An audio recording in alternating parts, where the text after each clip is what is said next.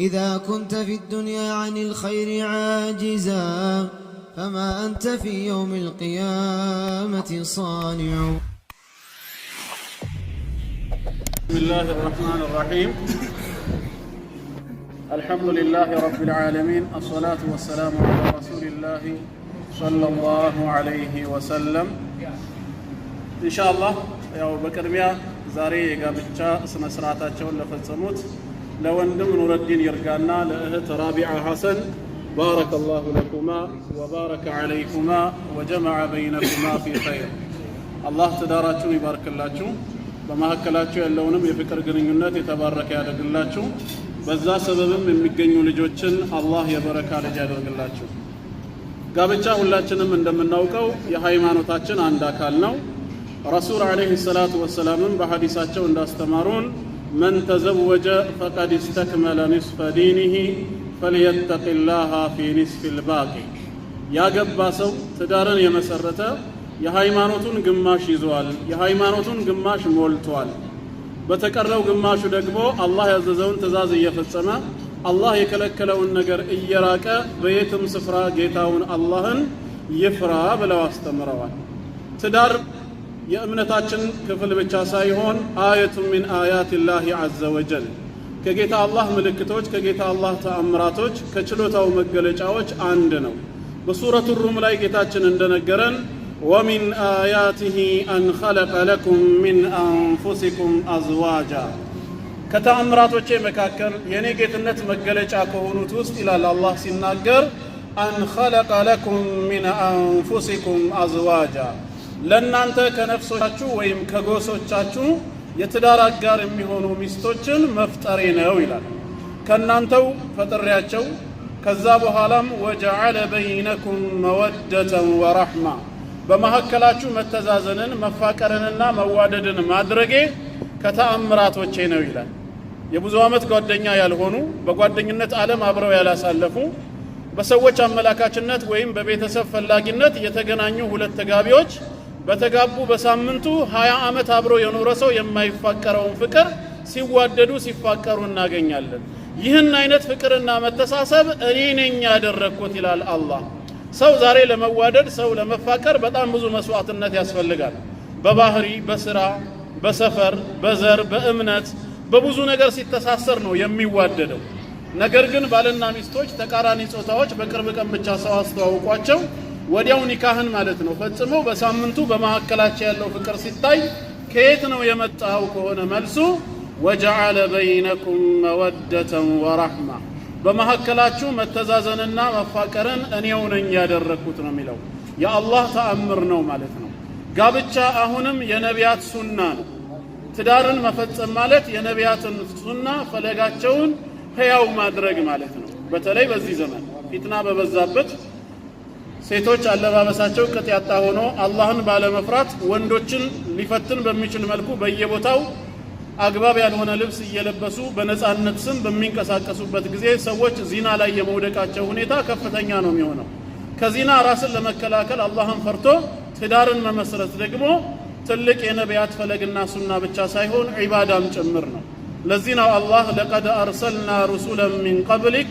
ወጀዐልና ለሁም አዝዋጀን ወዙርያ ከአንተ በፊት ብዙ መልእክተኞችን ወደ ህዝቦቻቸው ልከናቸዋል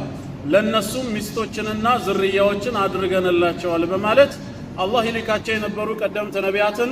ትዳርን ያጣምራቸው እንደነበር ይነግረናል ማለት ነው። ትዳር የረሱል አለይሂ ሰላቱ ወሰላም ሱና ነው። ከትዳር ማፈንገጥ ማለት ከትዳር መሸሽ ማለት የእሳቸውን ሱና መጥላት ማለት ነው።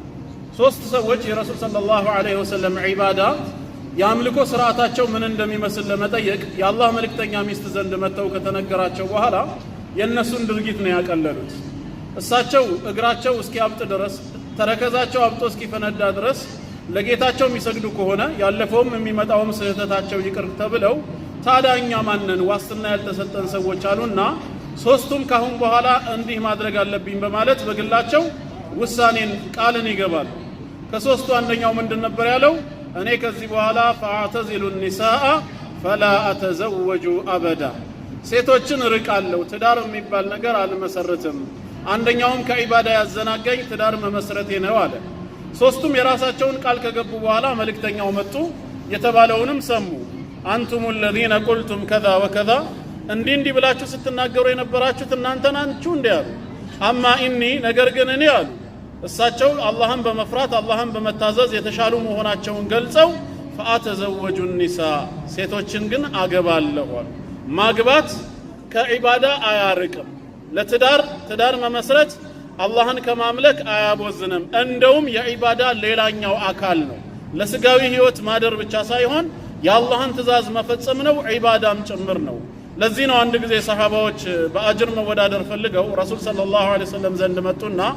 አህሉ ድሱሮች ላይ ስሞታ አቀረቡ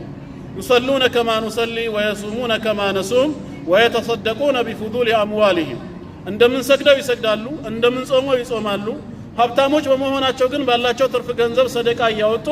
በአጅር ቀደሙን እነሱ ላይ በአጅር እንደርስባቸው ምን እናድርግኛ ብር የለንም አሉ የአላህ መልእክተኛ ምን አሉ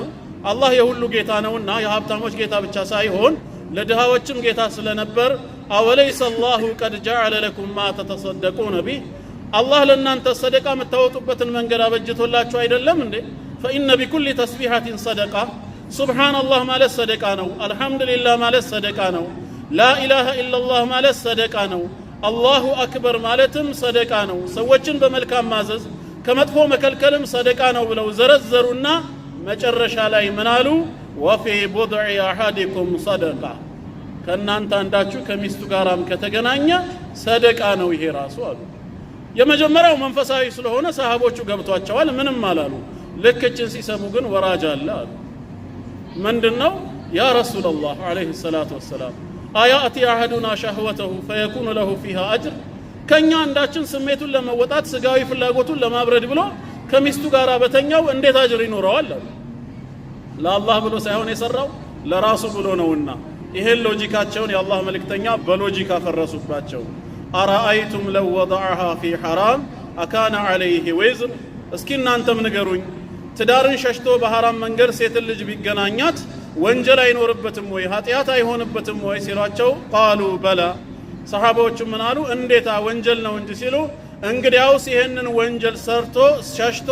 አላህን በመፍራት ወከذلك لو وضعها في حلال በሐላል መንገድ ከተገናኛት يكون له فيها اجر አጅር ይኖረዋል ማለት ነው በዚህ ተግባሩ ስለዚህ ከባለቤቱ ጋር በተኛ ቁጥር አጅርንም ጭምር ማሰብ ይችላል በአንድ ድንጋይ ሁለት ወፍ እንደሚባለው ምክንያቱም ሐላል መንገዱን የፈለገው ከሐራሙ ሸሽቶ ነውና ማለት ነው ስለዚህም ትዳር ከዒባዳ አያዘናጋም እንደውም ብዙ የዒባዳ ዘርፎች አሉ በአንድ ሐዲሳቸው ላይ ረሱል ሰለላሁ ዐለይሂ ወሰለም ስለ ሰደቃ አስተማሩና መጨረሻ ላይ ከሰደቃ ሁሉ በላጩ ነው ያሉት ከሰደቃ ሁሉ በላጩ ምንድነው ያሉት በሚስትህ አፍ ውስጥ የምታስቀምጠው ጉርሻ ነው ያሉት ሚስትህን ማጉረስ ራሱ ሰደቃ ነው የትዳር ጫወታህን ወይም ፍቅርን ብቻ ይጨምራል ሳይሆን አጅር ሁሉ አለው ስለዚህ ትዳር በዲነል ኢስላም ውስጥ ከስጋዊ ህይወት አንግል ብቻ አይደለም የሚታየው በመንፈሳዊ ህይወቱ ብዙ ጠቀሜታዎች አሉት ሌላው የትዳር ጥቅሙ ምንድነው አላህን የሚያመልክ ትውልድ መተካት ነው አላህን የሚያመልክ ትውልድን መተካት ነው ኢኒ ጃኢሉን ፊል አርዲ ኸሊፋ እንዳለው አላህ አንዱ በሞተ ቁጥር ሌላው እየተተካ የአላህን ሸሪዓ በዚህ ምድር ላይ የሚተገብርን አደርጋለሁ እንዳለው አንተን ተክቶ ደግሞ ልጅህ በቤትህ ውስጥ ቤተሰቦቹ አላህን እንዲያመልኩ የሚያስፈልግ ትውልድ መፍጠር ያስፈልጋል ማለት ነው ስለዚህ ትዳር በእስላም ውስጥ ልዩ ደረጃ አለው ሁላችንም ያላገባን ሰዎች ካለን በተለይ የፊትና ዘመን ላይ ያለነው ቶሎ ብለን በትዳር ዓለም ውስጥ መሳተፍ አለብን ማለት ነው አላህ ያላገባችሁትን ይዘውጃችሁ ያገባችሁትን ትዳራችንን ይባርክልን በድጋሚ ዛሬ ለተጋቡት ለወንድም ኑረዲንና ለእህታችን ራቢዓ ባረከላሁ ለኩማ وبارك عليكما وجمع بينكما في خير